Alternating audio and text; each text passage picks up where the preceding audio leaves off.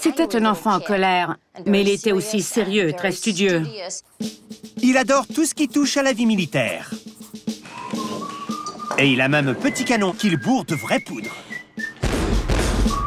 Il se battait avec tous ceux qui osaient l'intimider. Bref, c'est le genre de gamin qu'on veut bourrer de Ritalin ou qu'on expulse carrément de la maison. À 9 ans, ses parents l'envoient au pensionnat, en France, où on le traite comme un sauvage corse. Il était traité en inférieur parce qu'il n'était pas de naissance française. Comme il parle italien, les autres élèves se moquent de lui, ce qui renforce sans doute son sentiment d'isolement. Selon ses professeurs, l'enfant est autoritaire et têtu. Topard, c'est un garçon qui n'est pas brillant. Monsieur Madeleine. Il nous dit qu'il était d'une intelligence tellement exceptionnelle qu'il a dépassé très rapidement ses maîtres, en particulier en mathématiques. Mais non, c'est-à-dire qu'on a été allé regarder les dossiers. On les a, les dossiers du petit Bonaparte, là-bas, quand il était brillant. Élève très moyen. En mathématiques, un peu supérieur au reste. Mais très moyen.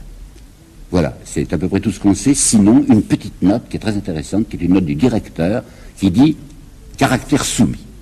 Alors quand, à 15 ans, il quitte cette petite école de Brienne, c'est un garçon très convenable, pas brillant, pas extraordinairement brillant, mais surtout qui n'est nullement en révolte, comme on l'a souvent représenté. Et où va-t-il à 15 ans? Il va à l'école militaire supérieure de Paris, l'école militaire supérieure qui était pour les cadets gentilshommes, et il est cadet gentilhomme, comme Chateaubriand le sera l'année suivante.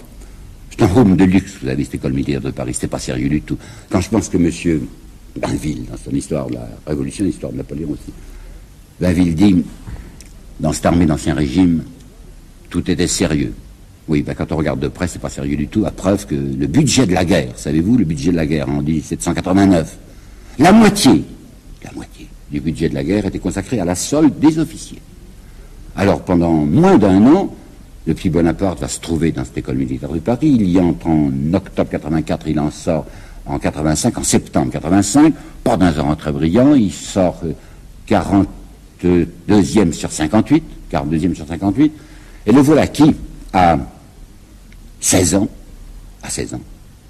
est sous-lieutenant. Le visage qu'il a à ce moment-là, c'est le premier que nous possédons, celui que vous avez vu peut-être tout à l'heure sur le générique. C'est le premier visage sérieux, enfin authentique, que nous avons de ce garçon. Avec une note également de la direction, disant hautain, féru d'amour-propre, très ambitieux. Vous voyez qu'il a pas mal changé entre Brienne, caractère soumis, et ce qu'il est maintenant.